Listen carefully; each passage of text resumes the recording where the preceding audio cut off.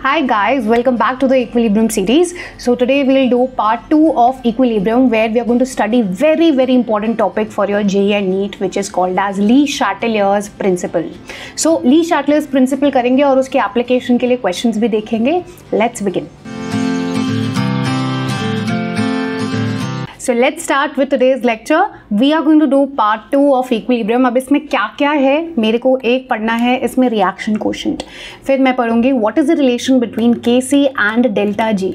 जो मैंने delta G Gibbs free energy change आपको थर्मोडायनेमिक्स में पढ़ाया था, उसका एक Kc के साथ भी रिलेशन है, तो वो भी देखेंगे.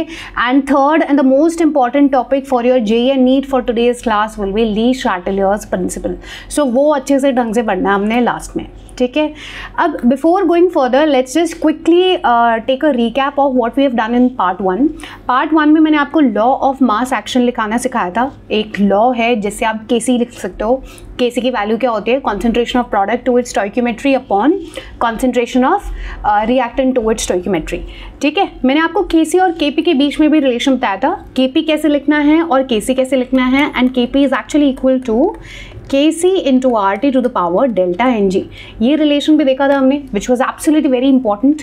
Then we also saw the difference between homogeneous and heterogeneous equilibria.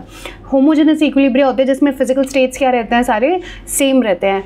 heterogeneous equilibria होता है जिसमें मल्टीपल स्टेट्स होते हैं. एक मान लो अगर सॉलिड में आपका रिएक्टेंट तो प्रोडक्ट हो सकता है कि लिक्विड में या गैशियस स्टेट में हो. So when you have more than one physical state, that was called as heterogeneous equilibria.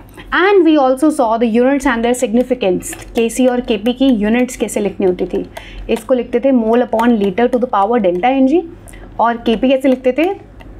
Atmosphere to the power delta Ng. ठीक है भाई, चलो. अब before starting with today's lecture let's take one quick question. एक question करते हैं जिसमें आपको क्या बताना है कि आपको होमोजेनस और हेटेरोजेनस इक्विलिब्रिया बताना है. क्या बताना है? होमोजेनस और हेटेरोजेनस इक्विलिब्रिया बताना है. So which are the following are homogeneous and which are heterogeneous. पहला वाला देखो, HF is the reactant, H2 and F2 are the products. दोनों तीनों के तीनों क्या है? गैशियस फेज में है. तो ये क्या है मेरा? एक होमोजेनस इक्विलिब्रियम है. क्या है? होमोजेनस इक्विलिब्रियम है. अगर नेक्स्ट वाला देखो, कार्बन सॉलिड में है, हाइड्रोजन गैस में है, एंड मीथेन बन रहा है CH4 विच इज मीथेन. ये क्या है? ये गैशियस स्टेट में, ये गैशियस स्टेट में, बट कार्बन अपना क्या है?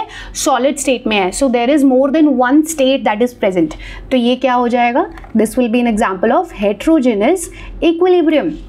ठीक है भाई. नेक्स्ट देखो, CH2 इसको क्या बोलते हैं? इथीन बोलते हैं. ये गैशियस स्टेट में है, हाइड्रोजन भी गैशियस स्टेट में है, एंड C2H6 इथेन बन रहा है आपके पास, वो भी गैशियस स्टेट में है. तो तीनों के तीनों क्या है? सेम स्टेट में है, सेम गैशियस स्टेट में है. तो ये भी क्या हो गया? Homogeneous equilibria. Okay. Next Hg, that is mercury, it's in liquid state and this is in gaseous state. तो एक से ज़्यादा हो गया, दूसरे देखने की जरूरत ही नहीं है. क्या हो जाएगा ये आंसर? Heterogeneous equilibria. नेक्स्ट वाले को ट्राई करो, NH4CONH2. ये आ गया. ये अपना क्या है? सॉलिड स्टेट में है, और इससे क्या है? गैस बन रही है, दोनों अमोनिया आ रही है. तो एक से ज़्यादा सिस्टम प्रेजेंट, एक से ज़्यादा स्टेट प्रेजेंट है. So this is also your heterogeneous equilibria. अब एक्सप्लेन नहीं करेंगे, डायरेक्ट देखो, ये सॉलिड गैस, तो ये भी हेटेरोजेनस है ना. नेक्स्ट वाला देखो, you have a solid magnesium oxygen gas and then magnesium oxide solid.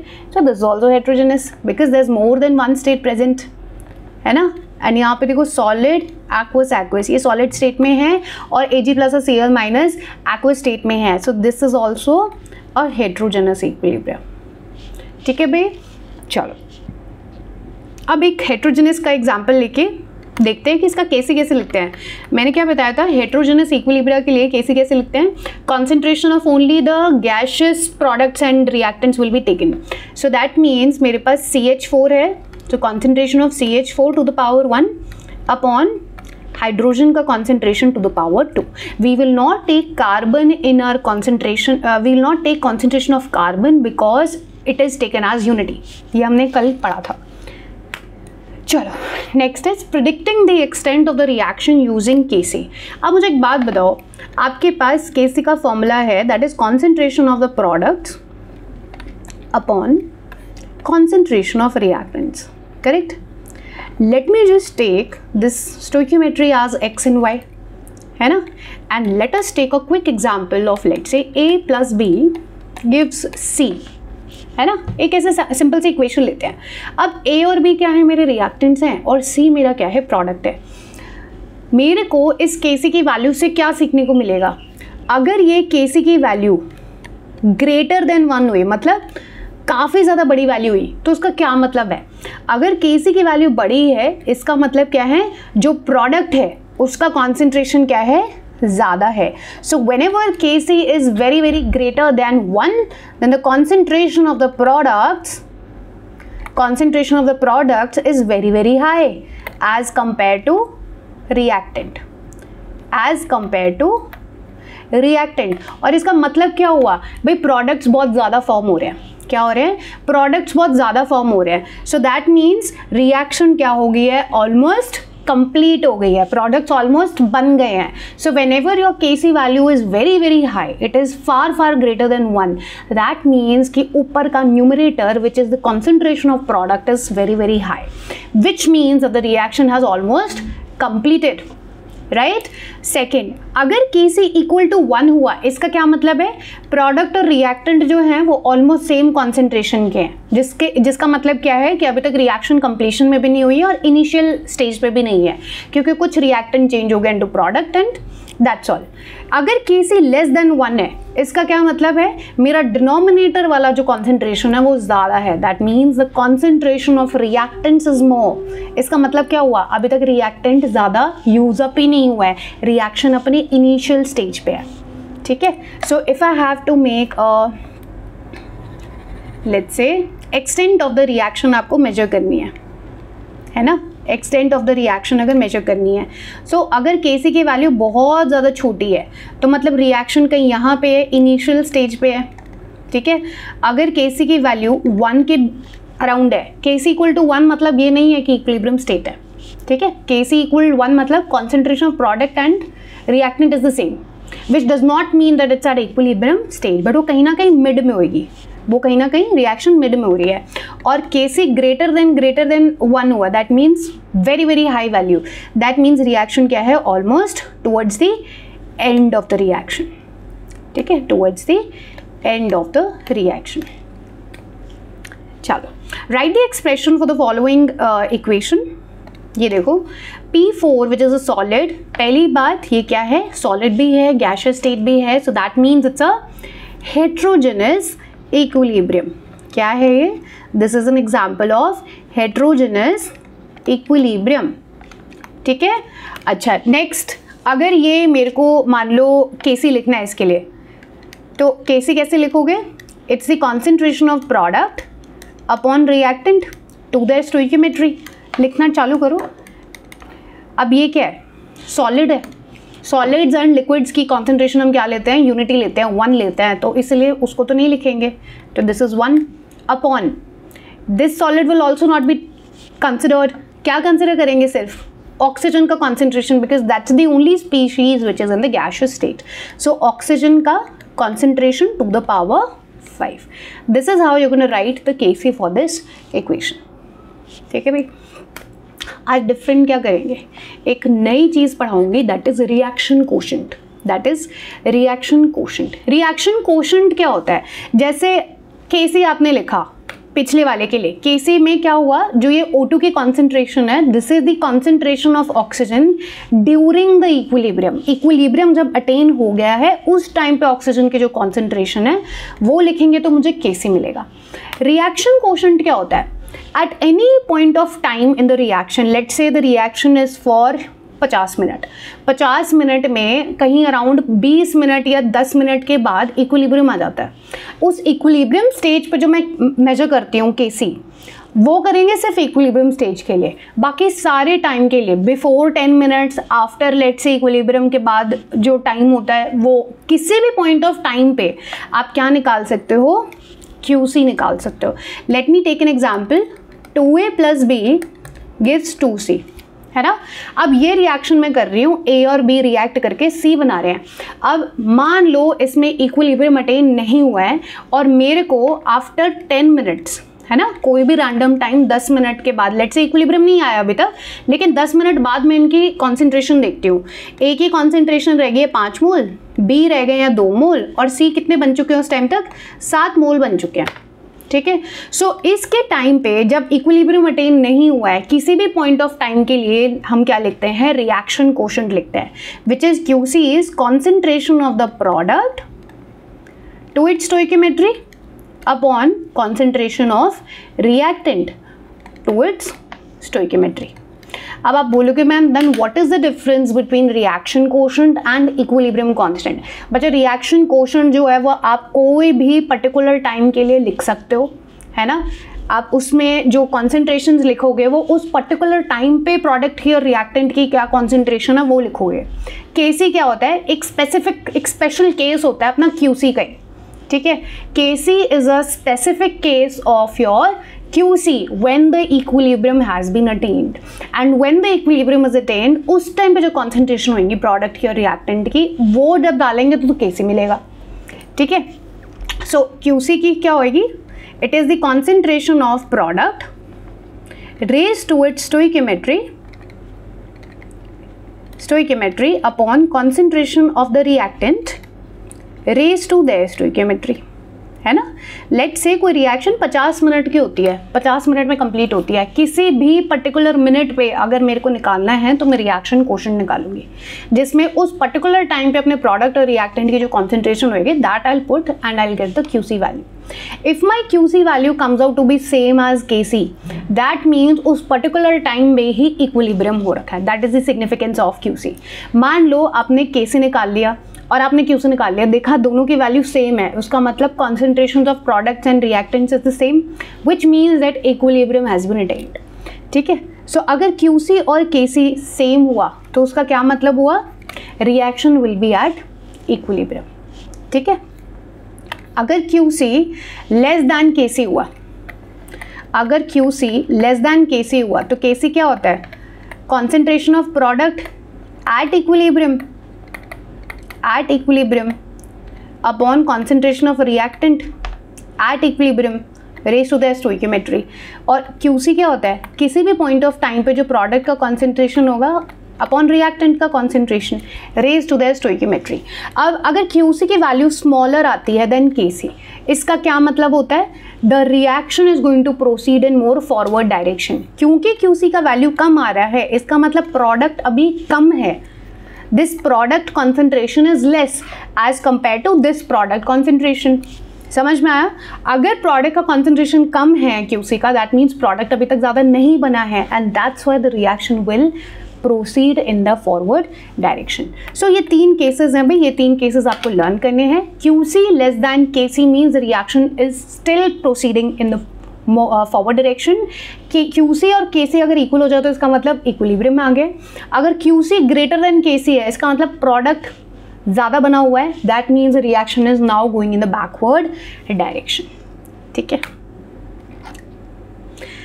Next, how does KC change with the reaction modifications.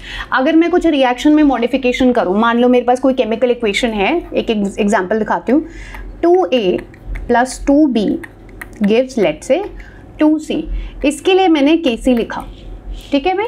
अब अगर इसी इक्वेशन को आपको बोला है कि यार मैंने ना A + B गिव्स C किया तो बस स्टोइकियोमेट्री डिफरेंट कर दी। अगर स्टोइकियोमेट्री डिफरेंट कर दी तो मेरा KC जो होगा वो डिफरेंट होएगा। Let's say that is called as KC dash. This is called as a reaction modification. I've just modified these chemical equations and I want to write KC for these modified equations. ये कैसे करते हैं, इसका बड़ा simple सा technique होता है, ठीक है। एक एक करके समझते हैं। पहले आ जाओ रिवर्स रिएक्शन,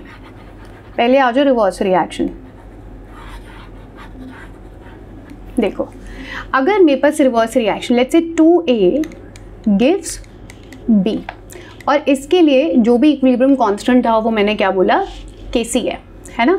ये KC को कैसे दे सकते हैं, it is the concentration of B upon concentration of A to the power 2, right guys. अगर मैं इसको रिवर्स कर दूँ तो that means B changes to give you 2A, है ना।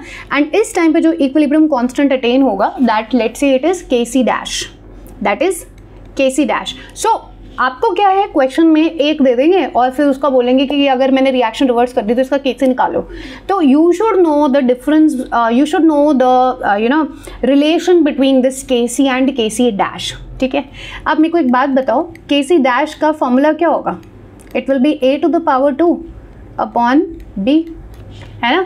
To get the relation between Kc and Kc dash, can't I just do this, एक divide कर दो दोनों इक्वेशंस को। अगर इन दोनों इक्वेशंस को डिवाइड करते हो तो क्या मिलेगा? Kc इज इक्वल टू, इसको ऊपर लेके जाओगे, है ना। ठीक है, तो ये कितना आ जाएगा? Kc will be equal to, Kc dash will be equal to Kc। ठीक है, मतलब जो ये मेरा ये फाइनल वाला जो Kc डैश है, जब मैंने रिवर्स किया उस टाइम का जो इक्विलिब्रियम कांस्टेंट है वो कुछ नहीं है but reciprocal of that previous equation. तो इक्वेशन का Kc निकाला और अगर उसको रिवर्स कर दिया तो उस रिवर्स वाले का Kc क्या आएगा? Just 1 upon Kc। ठीक है, अब यहाँ से मेरे पास एक चीज़ आती है, that is write down Kc for the backward reaction, Kc for the backward reaction is equal to 1 upon Kc for the forward reaction, as simple as that। forward reaction है ना, ये फॉर्मूला आप याद कर लो। दूसरा आ जाओ, एक रिएक्शन लिया हमने, ठीक है, let's say I have taken this reaction A plus B gives 2C, है ना, और इसके लिए जो मेरा Kc है उसको मैंने ऐसे Kc डिनोट कर दिया। ठीक है, आपको बोला कि ये बताओ अगर 3A plus 3B gives 6C, अगर इसका equilibrium constant let's say Kc dash है, तो tell me what will be this new Kc dash, है ना। तो आपको इसके और इसके बीच में क्या पूछ लेगा? फॉर्मूला पूछ लेगा। क्या होगा, कैसे करना होगा? बड़ा सिंपल सा टेक्निक है। आप मान लो इस इक्वेशन को क्या लिख दोगे? इक्वेशन नंबर 1, ठीक है, इस इक्वेशन को कर दो इक्वेशन नंबर 2। सो जो नई वाली इक्वेशन नंबर 2 है उसको देखो कि वो फर्स्ट इक्वेशन से किस पे कितना मल्टीप्लाई करना पड़ रहा है ना। There will be a correlation between these two equations. So first और सेकंड जब मैं देखती हूँ तो मुझे क्या पता चल रहा है, इस फर्स्ट वाली इक्वेशन पे मैंने क्या किया? इंटू 3 किया to get 3A plus 3B gives 6C, है ना। So when I multiplied equation 1 by 3, that is how I got equation number 2। समझ में आ गया? अब कैसे करना है आपको? ये बड़ा सिंपल सा है। जिस भी चीज़ के साथ आपने मल्टीप्लाई किया है ना, जिस भी चीज़ के साथ आपने मल्टीप्लाई किया है, लेट्स से यहाँ पे Kc है और यहाँ पे क्या है? Kc डैश है, ठीक है। Kc डैश और Kc के बीच में क्या होगा? जो आपका पुराना वाला Kc है, जो मतलब फर्स्ट इक्वेशन का जो Kc है, उसको टू द पावर में उसी नंबर से क्या कर दोगे? रेज कर दोगे। सो if I am multiplying by 3, that means the new Kc will be now equal to Kc to the power 3। जिस भी चीज़ से मल्टीप्लाई किया मैंने उसी को मैंने रेज टू द पावर करके लिख दिया पुराने वाले Kc के। That is my relation between Kc dash and Kc। ठीक है, let me take an example. एक और एग्जाम्पल लेके देख लेते हैं, कोई बात नहीं। अगर मान लो आपको बोला है कि A plus 2B gives C, Kc for this is let's say 10, ठीक है, Kc for this equation is let's say 10, और आपको बोला है कि ये बताओ 2A plus 4B gives 2C। ये कोई नई इक्वेशन हमने लिखी, इसके लिए अब न्यू जो अपना इक्विलिब्रियम कांस्टेंट है उसका वैल्यू क्या होगा? ठीक है, ऐसे क्वेश्चंस के लिए बड़ा सिंपल सा चीज़ है, जो नया वाला Kc डैश होगा उसको इक्वल टू पुराना वाला जो Kc है टू द पावर क्या करना है? जो आपने मल्टीप्लाई किया, इसमें आपने क्या मल्टीप्लाई किया कि ये हो जाए? You have multiplied it by 2 to get the second equation, 2A plus 4B gives 2C। जिस भी चीज़ से मैंने मल्टीप्लाई किया है उसके पावर में लिख दो यहाँ पे। So the new Kc dash is equal to, initial क्या Kc था? 10 to the power 2। So the new Kc dash is now 100। Is this clear? इस तरीके से करना भी। एक क्वेश्चन देख लेते हैं। For the following reaction NO plus O3 gives NO2 and O2। आपको बोला है the value of Kc for this is 8.2 into 10 to the power 4। ठीक है, यूनिट्स क्या आएंगे बच्चा? 1 and 1, so that is delta Ng कितना? 2 प्रोडक्ट्स एंड ये दोनों भी गैस है तो 2, that mean 0. There is no unit of Kc, unitless. What will be the value of Kc for the reverse reaction? Reverse reaction बोले तो NO2 plus O2 gives NO plus O3. इसके लिए पूछ रहा है, इसको हम Kc डैश लिख सकते हैं. अब मैंने क्या बताया था, रिवर्स के लिए Kc डैश जो होगा वो क्या होगा, 1 upon the initial Kc value which is 1 upon this. So the new Kc dash is 1 upon 8.2 into 10 to the power 4. ठीक है भाई, इतना ईजी है अपने Kc निकालने. नेक्स्ट देखो, if the equilibrium constant for the reaction is 2xy gives x2 plus y2 and the Kc for that is let's say 81. What is the value of equilibrium constant for this reaction?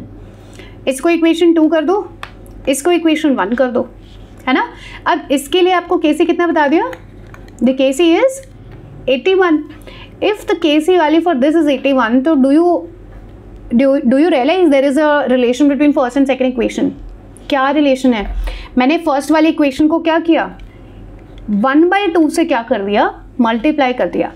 अगर मैंने 1/2 से multiply कर दिया पूरी equation को, तो I got this second equation. Is that correct? 1/2 से, या आप बोल सकते हो डिवाइड बाई 2 कर दिया, डिवाइड बाई 2 या multiplied by half means the same. So यहाँ पे किया तो I get this second equation. That means मेरा इसका लेट्स से Kc डैश था. So this Kc dash is equal to the initial Kc to the power how much, half. जिस भी चीज़ से मैंने मल्टीप्लाई किया ओवरऑल इक्वेशन को to get the second equation, उसे के रेज टू द पावर में हम लिख देंगे. ठीक है, तो Kc dash will be equal to 81 to the power half. 81 to the power half means square root, तो स्क्वायर रूट होगा तो क्या आएगा, 9 आ जाएगा. सो जो मेरा लास्ट का Kc डैश होगा that is going to be 9. Clear?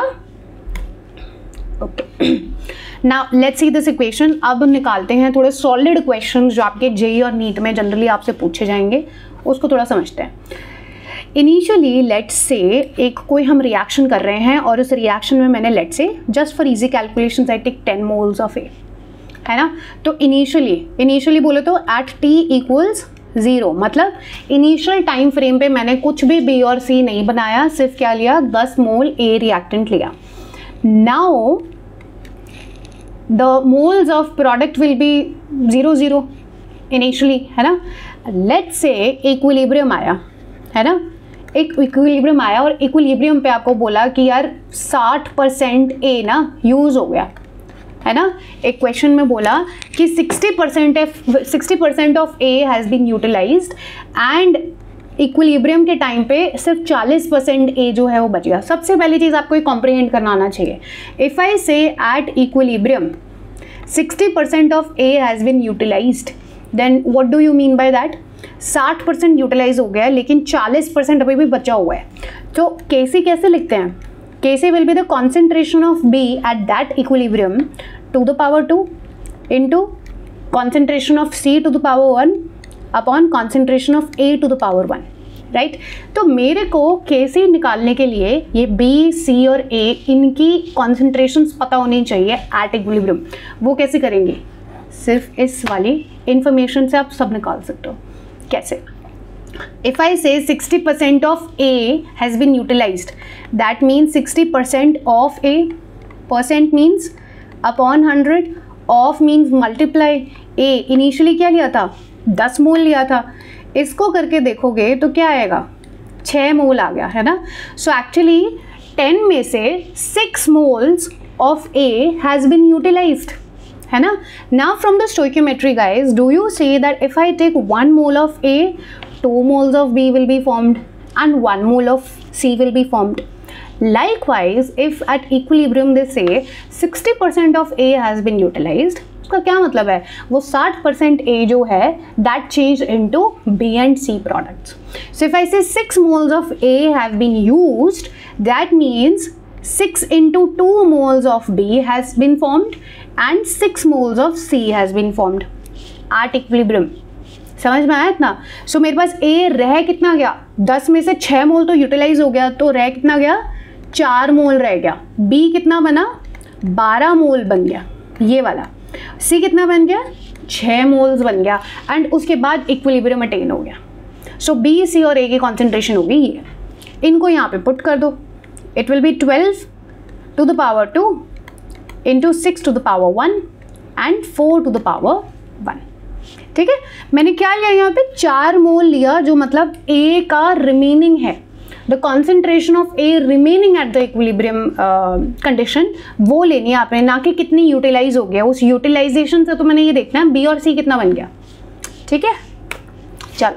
Now with the same problem let's quickly see this question. 5 moles of PCl5.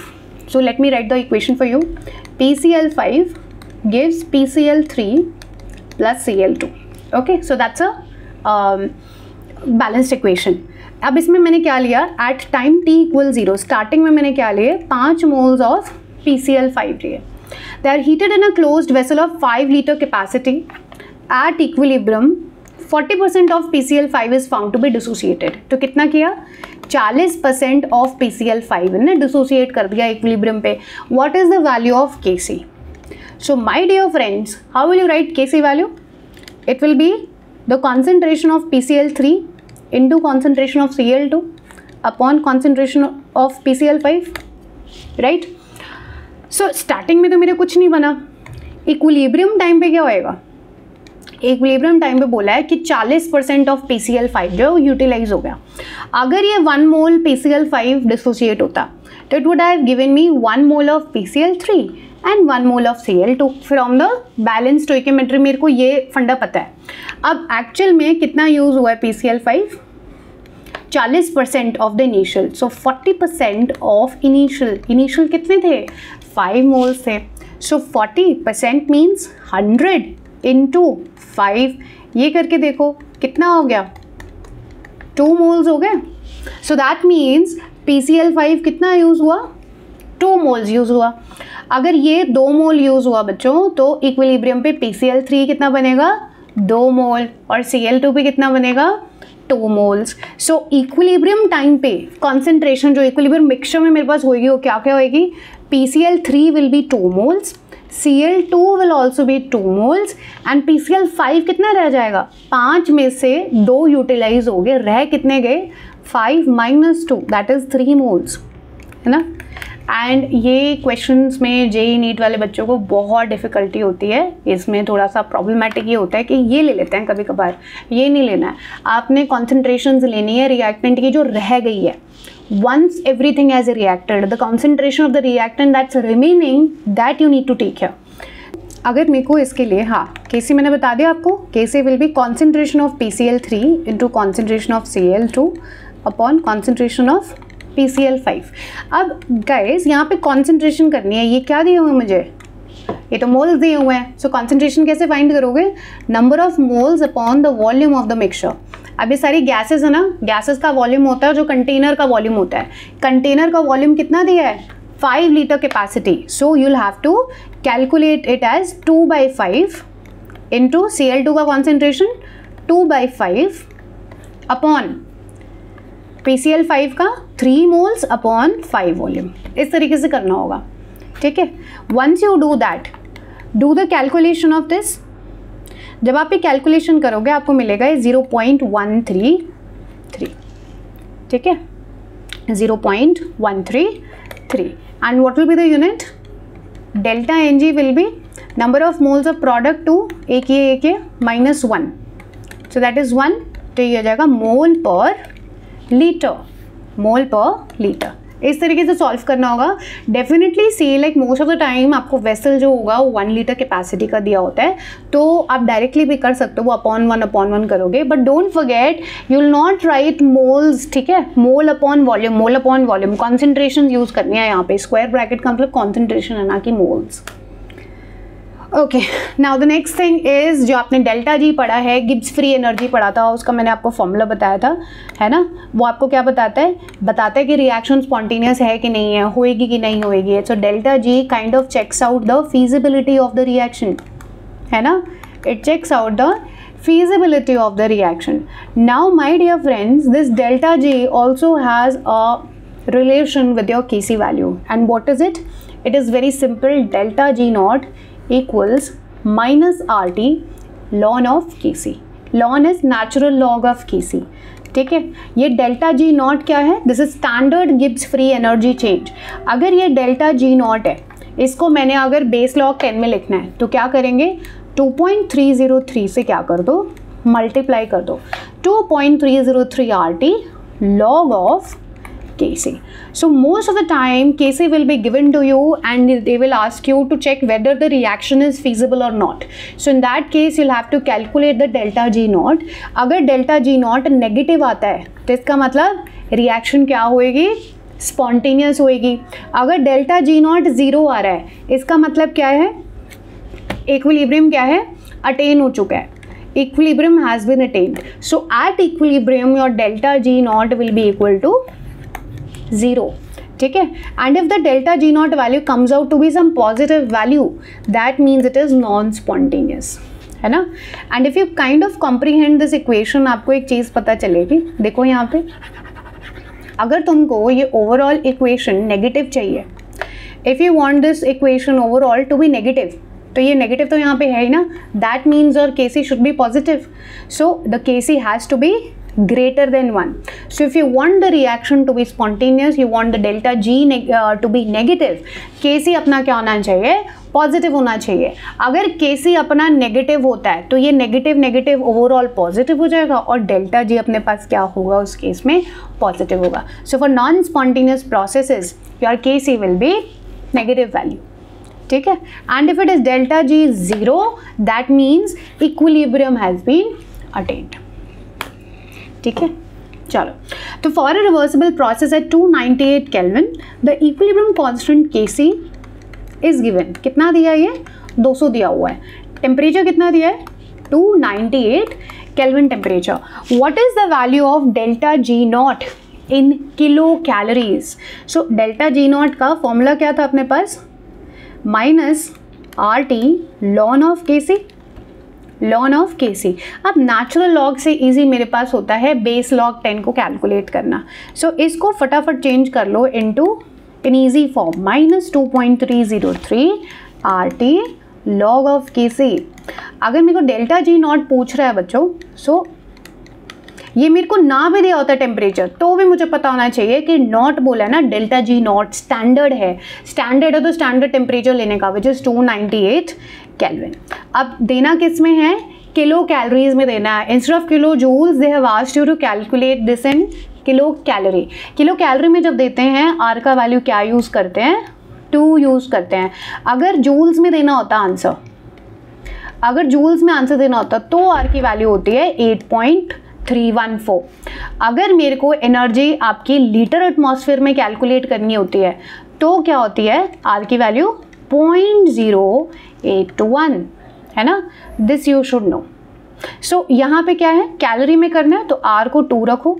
2.303 into are, are कितना? 2 इंटू 298 लॉग ऑफ 200।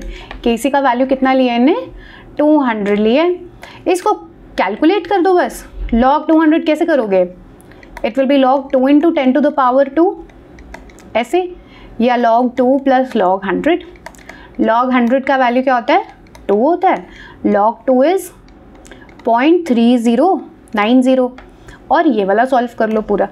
ये सारा सॉल्व करोगे you will get the answer is minus 3.158 kilo calorie. ये मैंने खुद से calculate करके रखा हुआ है, ये अपना आंसर आ जाएगा। Delta G not, the delta G not value will be how much? Minus 3.158 kilo calorie. Right guys, comment में बताओ मुझे अगर लॉग में कोई प्रॉब्लम है तो I can make a separate video on calculation of logs. आपको कॉम्प्लेक्स जो क्वेश्चंस होते हैं without using the log table I can help you to calculate log values. Comment करके बताओ मुझे if it's required. Now the last topic of the lecture is Le Chatelier's principle. ये आपकी मर्जी है, इसको जैसे भी आपने प्रोनाउंस करना है, कोई Le Chatelier's, Le Chatelier's, whatever. I call this as Le Chatelier's principle. ठीक है, ये क्या बोलता है? ये बड़ा इंपॉर्टेंट फंडा है। ये बोलता है कि यार आपने अगर कोई भी चीज़ में चेंज किया, मान लो आपने कोई कॉन्सेंट्रेशन चेंज करी, आपने कोई प्रेशर चेंज किया रिएक्शन का, आपने उसका टेम्परेचर चेंज किया, आपने उसमें कैटलिस्ट डाल दिया, अगर आपने कोई भी कंडीशन उसकी चेंज करी है ना, तो ली शार्टेलियर बोलता है वो कंडीशन रिवर्स होने की ट्राई करेगा, ठीक है। Let's say a reaction is at equilibrium, okay, and it will try to remain in that equilibrium state. If you try to change the concentration, pressure, temperature, whatever, अगर मैं कुछ भी change करने की ट्राई करती हूँ, रिएक्शन उस direction में होएगी so as to reverse that effect, है ना। एवरीबडी वॉन्ट्स टू बी मस्त मौला, नो टेंशन नथिंग, कोई काम नहीं करना चाहता। लाइक वाइज अगर रिएक्शन में इक्विलिब्रियम में हो गया तो वो इक्विलिब्रियम में ही रहना चाहता है। अगर मैंने कोई भी चीज़ में चेंज किया, कॉन्सेंट्रेशन में चेंज किया, प्रोडक्ट चेंज किया, प्रेशर चेंज किया, कुछ भी कैटलिस्ट ऐड कर दिया, if I change anything, the reaction will proceed in that direction so as to reverse that effect, and that, my dear friends, is Lee-Chatelier's principle, है ना। ये हो गया। अब what are the things that you can change? You can change the concentration of reactant or product by either increasing or decreasing, whatever. You can increase or decrease the pressure. You can increase or decrease the temperature. You can add a catalyst. You can add an inert gas, and you can see these effects. सारे के सारे जो भी आप change करने चाहोगे, reaction उस direction में प्रोसीड कर जाएगी जहाँ पे इन सारे चेंजेस को आप रिवर्स कर पाओ। That's as simple as that. So हम क्या करेंगे, हम एक एक करके सारी की सारी कंडीशंस एक बार पढ़ लेते हैं, ठीक है। First, effect of change on the concentration. अब मुझे एक बात बताओ, अगर मैं बोल रही हूँ कि कॉन्सेंट्रेशन को मैं चेंज करूँ, तो चेंज इन कॉन्सेंट्रेशन तो मतलब दो चीज़ हो सकती है, चाहे तो इंक्रीज़ हो सकती है या डिक्रीज़ हो सकती है। एक चीज़ करते हैं, first condition, let's try to increase the concentration of PCl5, है ना। इक्विलिब्रियम अटेन हो गया इसमें, लेकिन I try to increase the concentration of PCl5। How can I do that?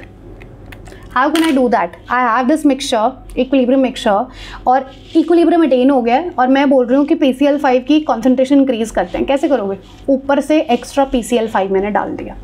जब मैंने ऐसे किया, रिएक्शन उस साइड होएगी जहाँ पे ये एक्स्ट्रा PCl5 यूटिलाइज हो जाए। That means reaction will proceed in the forward direction. PCl5 जो मैंने एक्स्ट्रा डाला है, मान लो तुम्हारे पास इक्विलिब्रियम मिक्सचर में 5 मोल्स PCl5 था, आपने ऊपर से 2 मोल्स एक्स्ट्रा डाल दिए। सो ली शार्टलियर बोलता है कि जो एक्स्ट्रा 2 मोल्स हैं ये उस साइड जाएगी रिएक्शन जहाँ पे ये 2 मोल्स यूटिलाइज हो पाए, और वो यूटिलाइज कहाँ आएंगे? जब वो फॉरवर्ड डायरेक्शन में जाएगा, ठीक है। Let me change this as increase in the concentration of reactant, है ना। So if I increase the concentration of the reaction will proceed in the forward direction.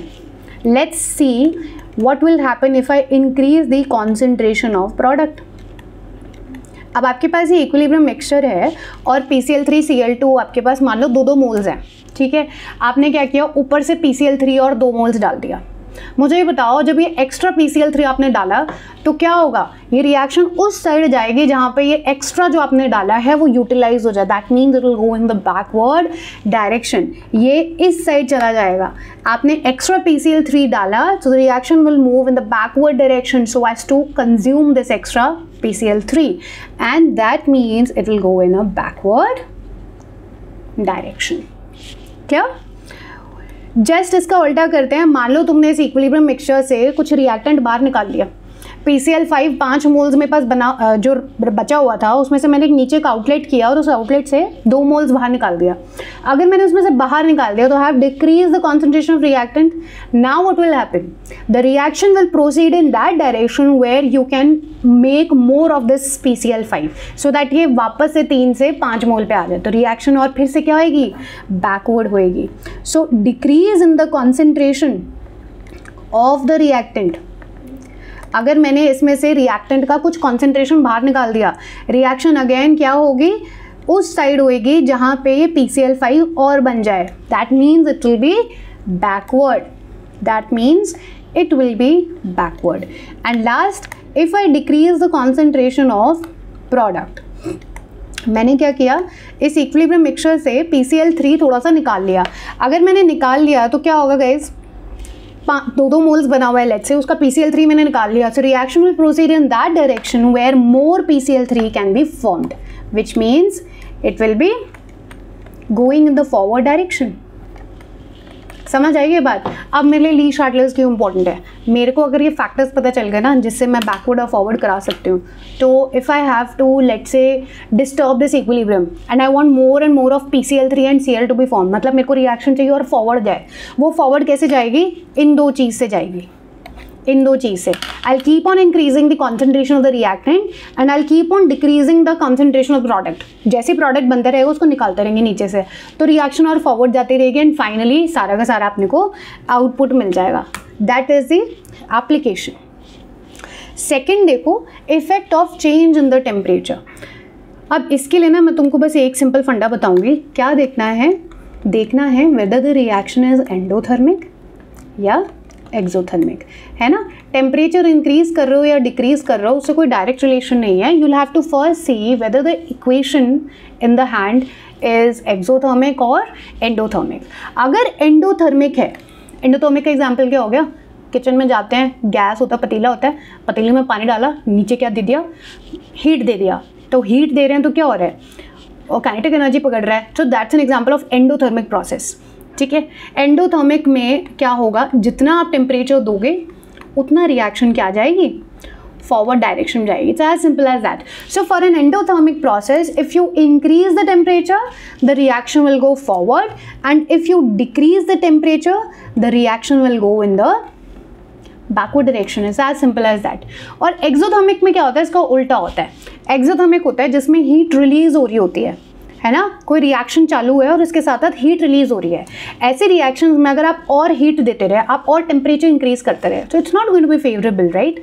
So exothermic जब भी होगा टेम्परेचर से इन्वर्सली प्रोपोर्शनल होगा, temperature से inversely proportional होगा। That means if you keep on increasing the temperature the reaction will not go in the forward but rather it will go in the backward direction, है ना।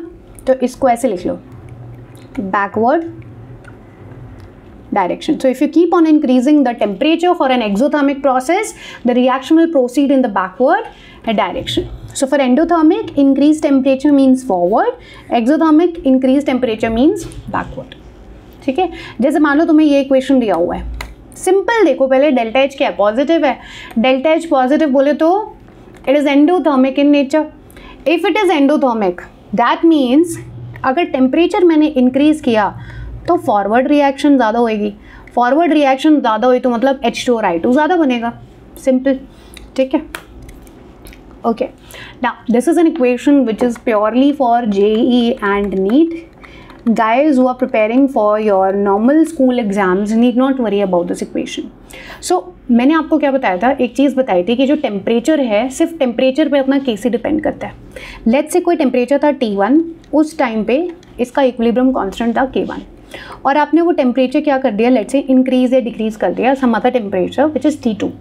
उस time पे इसका equilibrium constant Kc का value change होगा, उसको let's say मैंने मान लिया K2। एंड इस पर्टिकुलर चेंज में जो T1 से T2 टेम्परेचर पे जो चेंज हुआ उसमें कुछ ना कुछ हीट रिलीज हुई होगी या हीट चाहिए होगी कुछ ना कुछ, है ना। That let's say is delta H naught. So इनके बीच में ना इस तरीके से एक रिलेशन होता है, log K2 by K1 is equal to delta H naught upon 2.303 1 upon T1 minus 1 upon T2. T1 is your initial temperature, है ना। K1 is the equilibrium constant at T1 temperature. K2 is equilibrium constant at T2 temperature. And T2 क्या हो गया मेरा final temperature. Is this clear? चलो, इसी को क्या बोलते हैं, वांट ऑफ इक्वेशन बोलते हैं। आपको 1, 2, 3, 4 और 5 वेरिएबल्स हैं। 5 में से कोई भी 4 वेरिएबल्स इक्वेशन में दिए होंगे, क्वेश्चन में दिए होंगे और 5वां आपको निकालना होगा। Okay, now let's continue with the third one, that is effect of addition of catalyst. My dear friends, if I add a catalyst in a reaction, Kc पे कोई फ़र्क नहीं पड़ेगा, ठीक है, ये मैं आपको पहले बता चुकी हूँ। So there will be no effect if you add a catalyst. That means there will be no more forward or no more backward reaction. Catalyst डालने से इक्विलिब्रियम पे कोई फ़र्क नहीं पड़ता, बट मान लो एक रिएक्शन में 10 मिनट के बाद इक्विलिब्रियम आना था, ठीक है, वही अगर आप कैटलिस्ट डाल दोगे तो क्या होगा, 5 मिनट में आ जाएगा, क्या पता 2 मिनट में आ जाए. So the time to reach that equilibrium will be faster if you add a catalyst, that's all. But there be no change on the KC value, there be no change in the forward और backward, कुछ नहीं है. जैसा होना है equilibrium होना है attain तो होना है. Catalyst will not stop that from happening.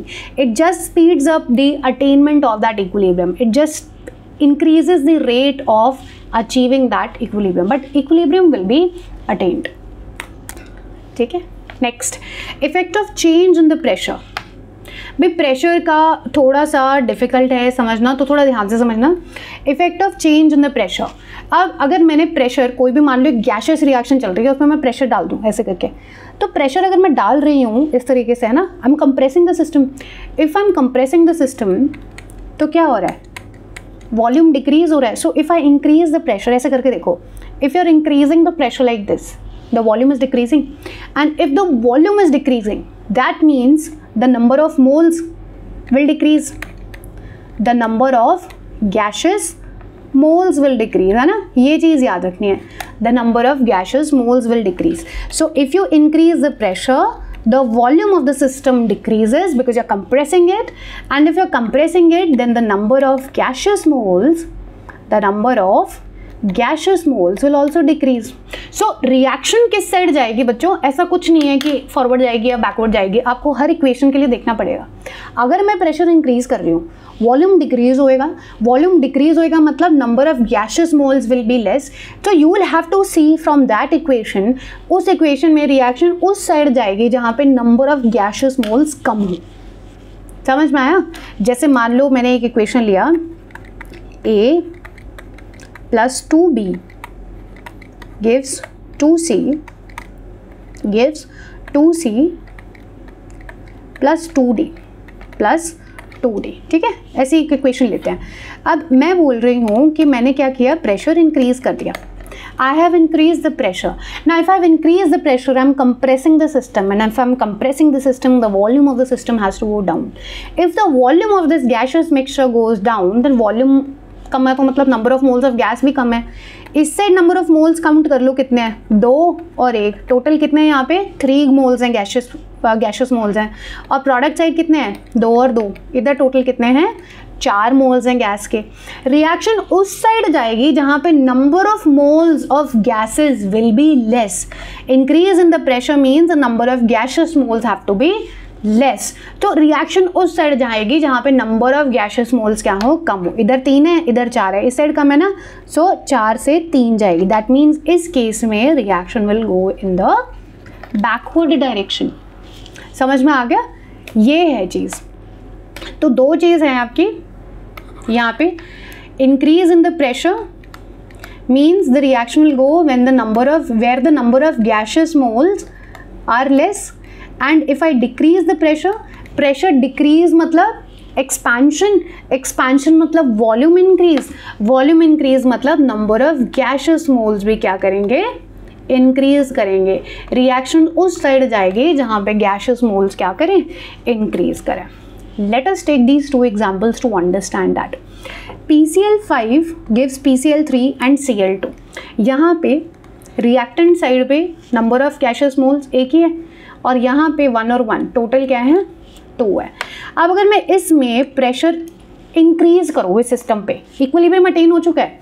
Equilibrium attain होने के बाद आई इंक्रीज द प्रेशर. क्या करें, कंप्रेस कर रहे हैं. कंप्रेस करें तो वॉल्यूम क्या होएगी, डिक्रीज होएगी. वॉल्यूम डिक्रीज होएगी तो number of gaseous moles will also decrease, and the reaction will proceed in that direction where the number of gaseous moles should be less. So 2 से 1, दैट मीन्स इस case में increasing the pressure means the reaction will go in the backward direction. ठीक है, तो उसका उल्टा क्या होगा, decrease in the pressure means forward. तो अगर मेरे को PCl3 एंड Cl2 ज़्यादा बनाना है, मेरे को ये रिएक्शन क्या करनी पड़ेगी, कम प्रेशर पे करनी है. अगर मैंने ज़्यादा प्रेशर कर दिया तो रिएक्शन बैकवर्ड डायरेक्शन में हो जाएगी. ठीक है, चलो. और डेल्टा H पॉजिटिव है मतलब क्या है, ये एंडोथर्मिक है. एंडोथर्मिक है तो क्या होगा, फॉरवर्ड डायरेक्शन तब ज़्यादा होगी जब टेम्परेचर ज़्यादा होगा. So to increase the reaction in more forward direction, I'll have to increase the temperature for this as well, है ना. Now let's see this equation. 2HI gives H2 plus I2. तो यहाँ पे क्या है, यहाँ पे क्या है, 2 मोल्स है ना. रिएक्टेंट साइड में गैशियस मोल्स कितने हैं, 2, और H2 और I2 1 मोल इसका 1 मोल इसका, 2 मोल्स इस साइड है. So now the number of gaseous moles are same on both the sides. So that means if I increase the pressure and the volume will decrease, the reaction will go in the direction where the number of moles of gases are less. but यहाँ पे तो दोनों same ही है. so in that case when your delta Ng is 0, उस case पे pressure में कोई फ़र्क नहीं पड़ता, मतलब इक्विलिब्रियम पे ही रहेगा. अगर आप उसका प्रेशर इंक्रीज या डिक्रीज करते हो तो क्योंकि number of gaseous moles reactant और प्रोडक्ट साइड दोनों सेम हैं, pressure will have no effect. ठीक है, there be no effect of pressure if your delta Ng is 0. I hope it's clear. Now let's see this question. In which of the following reactions in pressure will favor the increase in the products? ठीक है, okay, आपको क्या करना है यहाँ पे, in which of the following reactions increase of the pressure will favor the increase in products? Increase in the pressure means volume decrease mean number of gaseous moles will decrease. Reaction will proceed in that direction where the number of moles are less. तो यहाँ पे number of moles कितने हैं, 2 हैं, यहाँ पे भी 2 हैं. that means delta Ng is 0. so in that case there will be no effect on the reaction if you increase or decrease the pressure. next देखो, इस साइड 2 हैं, इस साइड 1 है, तो number of gaseous moles decrease होने हैं ना, तो 2 से 1 यहाँ पे क्या हो रहा है, नंबर ऑफ मोल्स डिक्रीज हो रहे हैं और फॉरवर्ड भी जा रहा है. सो ये रिएक्शन जो है ये definitely favours the increase in the products. Next देखो, PCl5, PCl3 एंड Cl2, यहाँ पे क्या है, 2 मोल्स हैं, यहाँ पे 1 मोल है. Reaction will proceed in that direction where the number of gases moles will be less. So ये बैकवर्ड जाएगी, तो ये भी अपना आंसर नहीं है.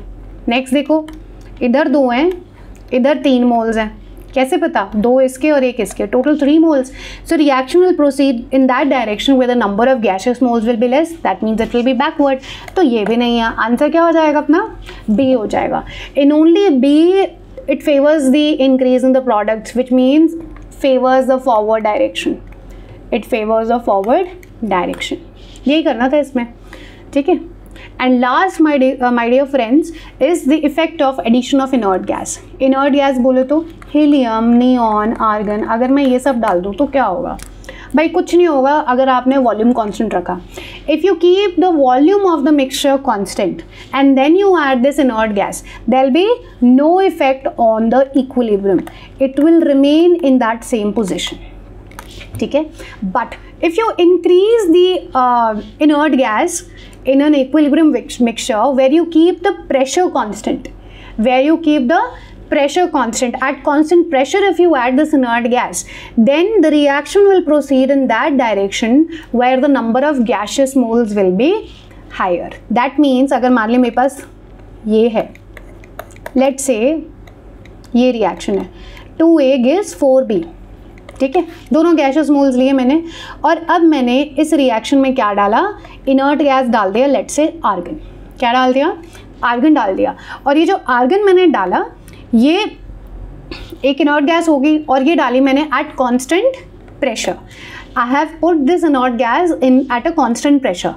So if I do that, reaction will proceed in that direction where the number of gaseous moles will be more. यहाँ पे gaseous moles कितने हैं, 2 मोल. यहाँ पे gaseous moles कितने हैं, 4 मोल्स. तो रिएक्शन वहाँ साइड जाएगी जहाँ पे नंबर ऑफ gaseous moles ज़्यादा हो. दैट मीन्स इस केस में the reaction will go in the forward direction if you add an inert gas at constant pressure. But if you do so at constant volume, guys, there will be no effect. So it was quite a big class today. What all did we do? We saw and predicted the extent of reaction using Kc. If the Kc value is very high, that means it's towards the end of the reaction. It's going to almost complete the reaction. If the Kc value is very less, then that means कि reaction क्या हो रही है, अभी भी start हुई है। अगर केसी की वैल्यू कहीं ना कहीं 1 है, इसका मतलब रिएक्शन कहीं ना कहीं बीच में है, जहाँ पे रिएक्टेंट भी काफ़ी ज़्यादा यूज़ हो गया है और प्रोडक्ट भी काफ़ी ज़्यादा बन गया, बट बीच में है कहीं ना कहीं। How KC changes with the manipulation of reaction, अगर मैंने उसको हाफ कर दिया, रिवर्स कर दिया, वो सारी चीज़ देखी हमने कि रिलेशन क्या है between KC and KC dash. We also saw the connection between delta G naught and KC, which was delta G naught is equal to minus R T ln of KC, है ना। And the most important topic for your JEE and NEET, which is Le Chatelier's principle. So now what you have to do is you have to try yourself this question and give the answer in the comment box. I will see whether you are right or not. See the question. A reaction has delta G naught of minus 8.314 joule per mole per Kelvin at 298 Kelvin. बच्चा क्योंकि not दिया हुआ है, इसका obvious answer है कि temperature 298 Kelvin होगा. Even if it's not given then also you should know this. What can you say about the value of Kc? Kc का वैल्यू ग्रेटर देन 1 होगा कि लेस देन 1 होगा कि 1 होगा, या you cannot determine. Tell me the answer from these 4 options in the comment box and I will see you. So that's it for today's video. I hope you really enjoyed it. It was quite a long lecture.